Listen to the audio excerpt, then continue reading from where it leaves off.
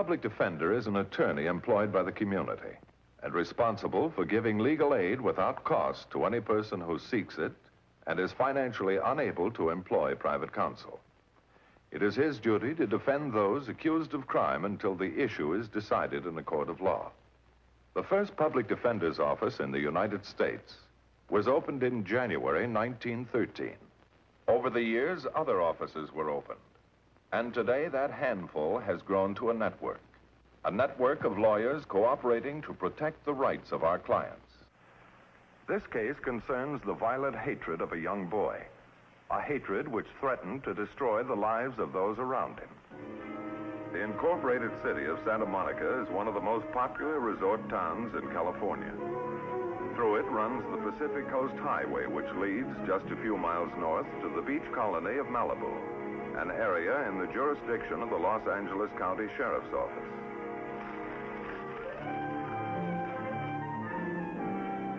Sardines. She knows I hate sardines. Hi. Want a sandwich? What kind? Sardines. No, thanks. Who's he? 459 suspect. That call from Santa Monica an hour ago. Oh, yeah. Where'd you pick him up? At a drive-in below Topanga, eating a hamburger. Where's your partner? Outside. Gas caps, spark plugs, windshield wipers. You can open a gas station, kid? All he had in his pockets. Wallet and 35 cents. What's your name, son? Tommy Haynes, Address? 1847 Vista Court. Whose car were you driving? My mother's. Where does she live? Same place.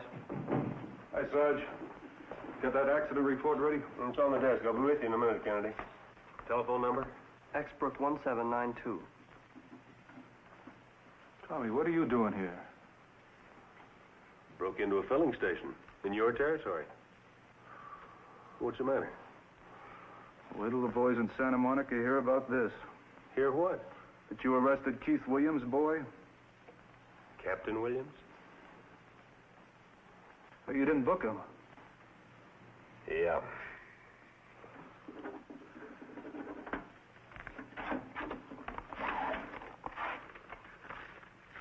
Here, you take him in. You booked him. You take him in. So long, Tommy. So long. Look, son, this is not a laundry ticket. Once we've made it out, we can't throw it away. Now, why didn't you tell us who your father was? My father's dead. But he said Captain Williams was... My stepfather. Take him to the back room. Right.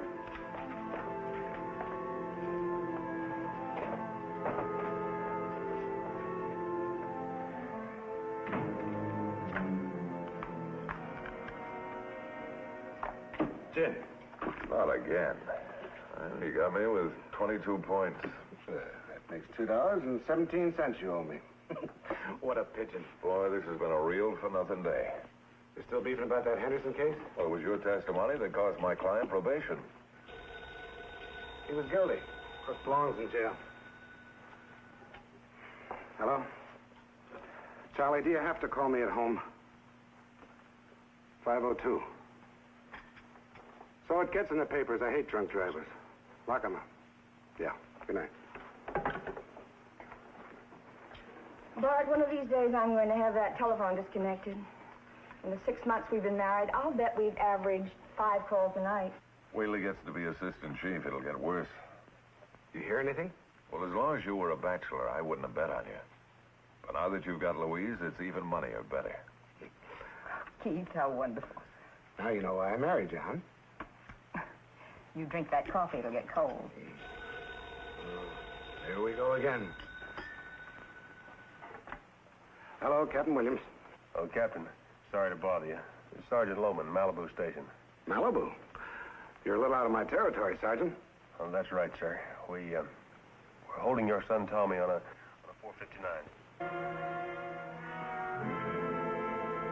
Is this a joke? No, sir. I'm sorry. What do you want me to do? Hold him. I'll be right out there.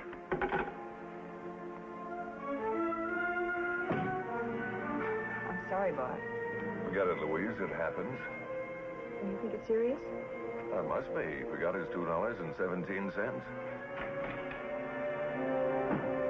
He's in the back room, sir. There's the stuff we found on him. Here's the booking slip. I'm sorry, sir. He stole it, didn't he? Yes, sir. What do you got to be sorry about?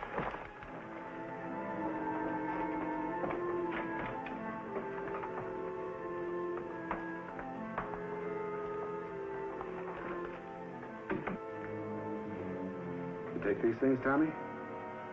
Yes, sir. Why? I don't know. I don't believe you. Who are you covering for? Nobody? You did it alone? I guess so. Either you did or you didn't. What do you want with this junk? I don't know. You broke into a gas station. For no reason? I guess so. Stop lying, you're not a criminal. You didn't take this. Yes, I did. Tommy, you never stole anything in your life. Sure I have. I used to steal oranges from Mr. Lombardi's backyard. That's not what I mean, and you know it.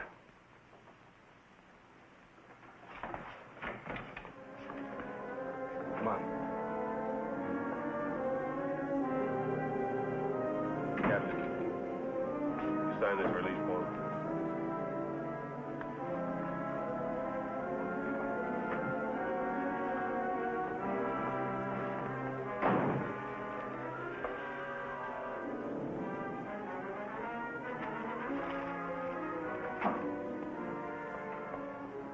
Why, Tommy? Why won't you tell? Answer your mother. Look, son. Somebody must have framed you. No, sir, I didn't. I know, it was one of those fraternity initiations, that it? No. Tommy, you've never done anything bad. If you had a reason, please tell us. I didn't have a reason. All right, Tommy. Get to bed. No, he stays here till we get the truth. You're not in your office now, Keith. Go ahead, Tommy. We'll talk about it later. Good night. Louise, you're being too easy on the boy. I won't have you treat him like a criminal. He's a thief. My son. A thief. He's my son. There must be some logical explanation to all this. All right, you find it. You could be more sympathetic. He's not the only one in trouble. What'll happen to me when it leaks out? That's all you think of. You. Well, I'm sick of it, you hear? Sick of it.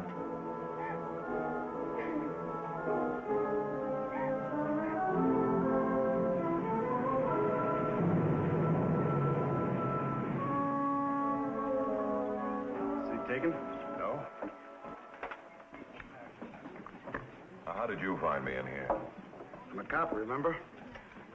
I suppose you know about Tommy. Yeah, I've heard rumbles. I don't get it, Bart. I just don't get it. Did anything happen recently to upset Tommy? There's nothing the matter with that boy.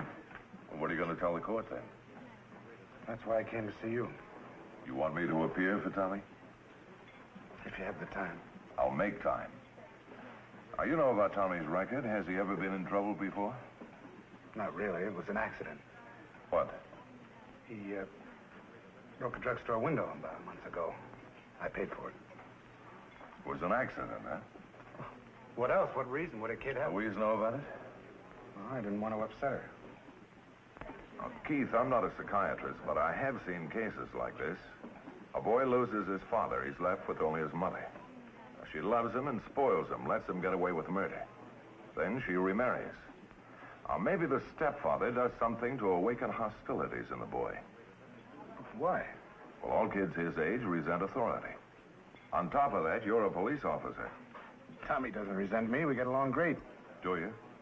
I've tried my best to make him like me. And have you succeeded? Now you're talking like Louise. Well, you seem to know all the answers. What do you suggest I tell the court at Tommy's hearing? Well, say anything you want, but don't say I can't handle my own kid. You're allowing your ambition to blind you to the fact that you have a problem at home. You're wrong, Bart. I don't know why Tommy did it, but it wasn't to spite me. Do it my way, will you? He'll get off. In a couple of weeks, it'll be forgotten. I'll handle him. All right, Keith. But be careful. It's not easy to handle a live time bomb. Now, Mr. Matthews, let me understand you clearly. As a friend of the court and of the defendant, you admit to no mitigating circumstances for this offense. Well, Your Honor, the boy has a very fine record. I don't believe that he was motivated by criminal intent. You asked me to pass off an act of burglary, a felony, as a harmless, boyish prank? No, sir. Then what intent do you imply? Well, the defendant admits his guilt and throws himself on the mercy of the court.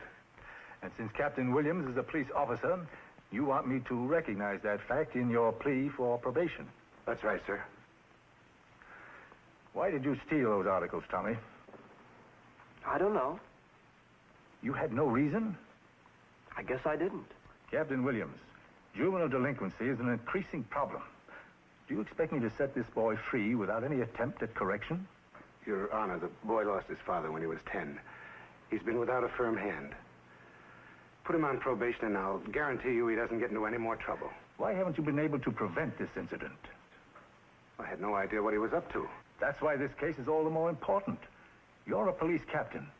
What sort of example are you setting for other parents? It's not fair for you to discriminate against this boy because of my position. Keith. Captain Williams, it is the decision of this court that Thomas Haynes be remanded to the custody of the probation department and confined to the industrial school for a period of 6 months. Oh, no. Young man, is there anything you wish to say? Yes, sir. I'm sorry I've caused my parents so much trouble.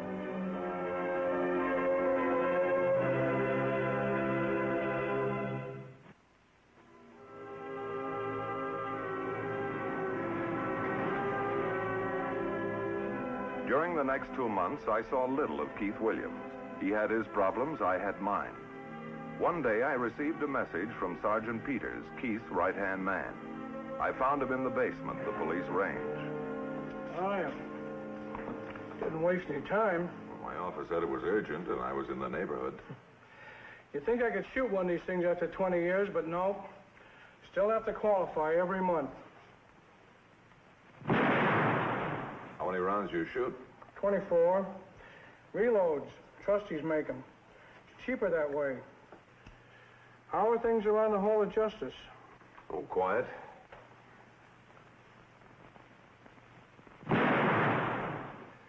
Not bad for a pencil pusher, huh? Okay. How are things at headquarters? Oh, busy. Lots of visitors. Denver, Salt Lake, Portland.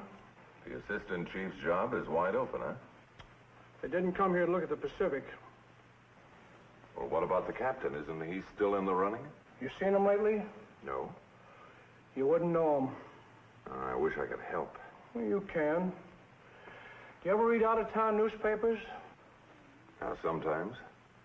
Old ones? No, not often. You should. You learn things. Like what? Like why a boy makes his father eat his heart out. I thought I knew the reason. Not all of it. You'll find the rest of it in the Kansas City papers. April the 12th, 6 years ago. Bank holdup. It might help. Thanks. How'd you do? Couple of bullseyes. Very good. I hope I could do as well.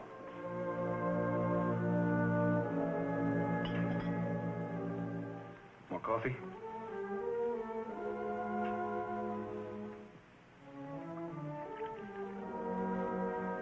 Let's take in a movie. We haven't been out of the house in weeks. Why don't you say something? Don't sit there like a dummy. Say something. Say anything you want, but say something. Something's at the door.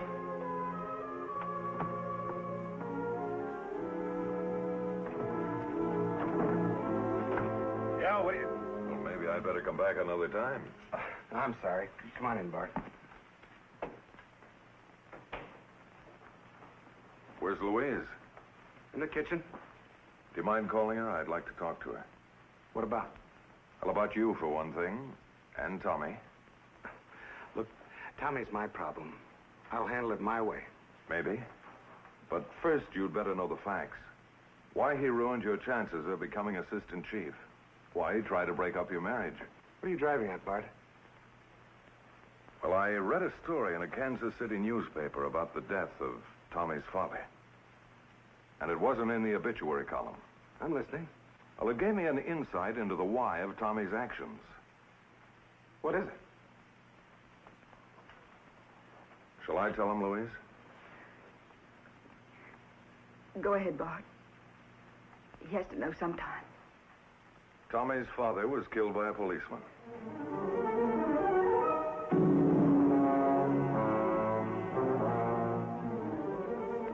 Why didn't you tell me?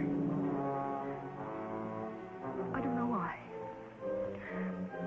I wanted to at first, but I told myself it wouldn't make any difference. And then later on, I was afraid it would. It wasn't an accident. He and two other men tried to hold up a bank. They got him. What difference does it make now? The damage has been done. Oh, you can't give up now, Keith. If all of this will help to straighten out Tommy, the other things may fall into place.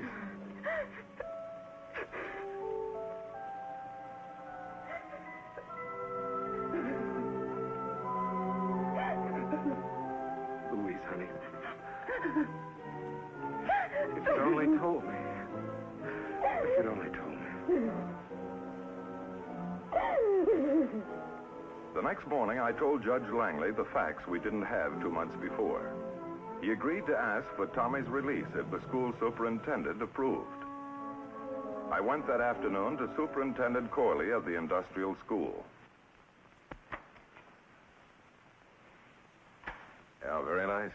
Yes, sir, Bart. You ought to get some outdoor exercise, too. And there's nothing like duck hunting. I wish I had the time. Come in. Hi. Matthews has some news for you, Tommy. Sit down, Tommy. Well, I'll leave you two alone. Nice to see you, Bart. Thank you, Mr. Corley. Hi.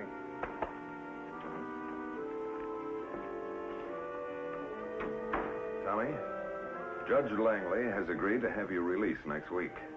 Well, that's swell. But that'll mean reporting regularly to the probation officer and keeping out of trouble. Think you can do it for your mother's sake? And for Keith's? Well, sure, Mr. Matthews, sure. I'll get along swell with him, honest.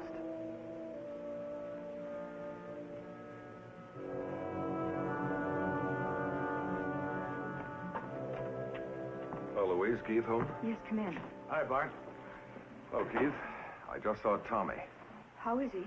Well, he looks fine. He'll be home Wednesday. Thanks so much, Bart. Me too, Bart. Yeah, but I don't think your troubles are over yet. What do you mean? Well, it's my honest belief that Tommy's a sick boy mentally.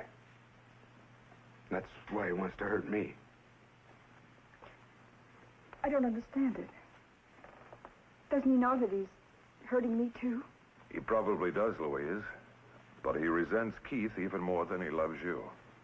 But look what he's doing to himself. I don't think he cares. He never said a word when I married Keith. Well, like all boys, Tommy lives in a private world with his own resentments. All the time I was telling him what a fine man Keith was only making it worse. It was my fault. I couldn't understand the boy. Hello?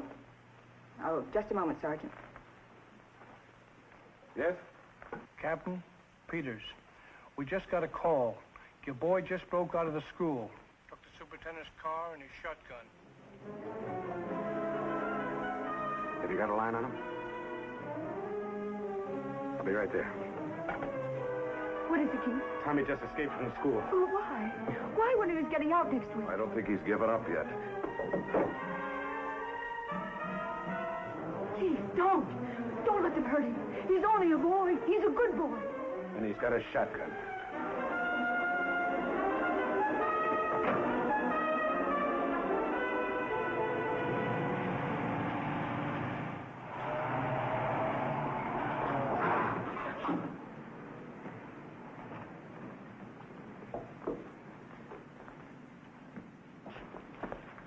He's holed up inside. Won't come out. I'll bring him out. Want me to go with you? No, this is between Tommy and me.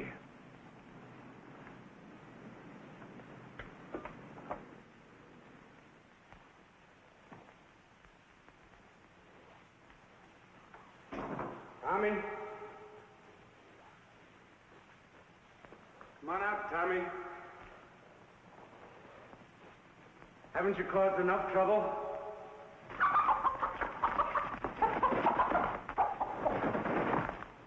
I got a gun now, just like you.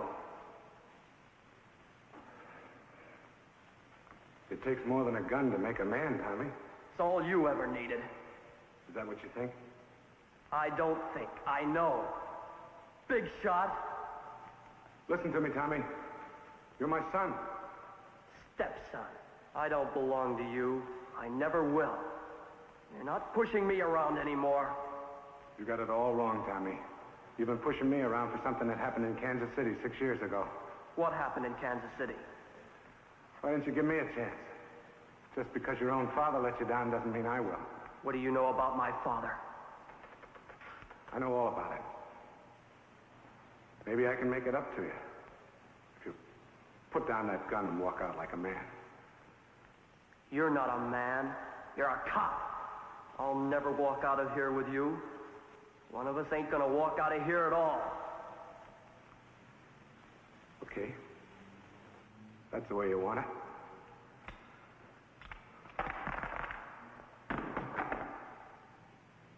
There's my gun. Now let's see if you've got any guts. You'll find out if you take one more step. Look, kid. I've been looking into gun muzzles for 22 years, ever since I joined the force. I've only got a few years left. You've got a whole life ahead of you. Yeah, what kind of a life? You'll never live to find out if you pull that trigger. They'll send you to the gas chamber. Then you can cut another notch in your gun stock. Because if they send you up, you're gonna kill your own mother. Think about it, Tommy. You kill 3 people when you pull that trigger.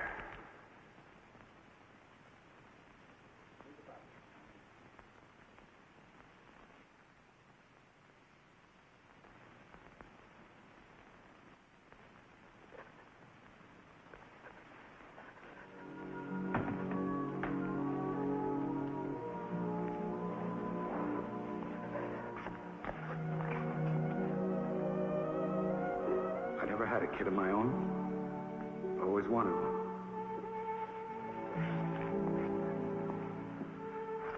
We're going to have a lot of good times together.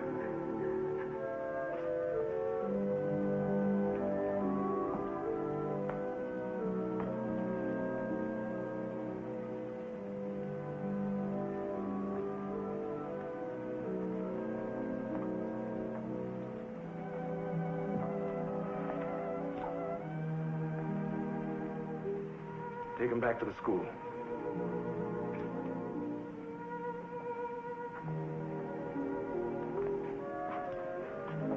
It's gonna be all right, Bart. It's gonna be all right. Haynes was sent back for an additional 3 months. But on his release, his mother and stepfather were waiting for him. And Keith's prediction about the boy came true.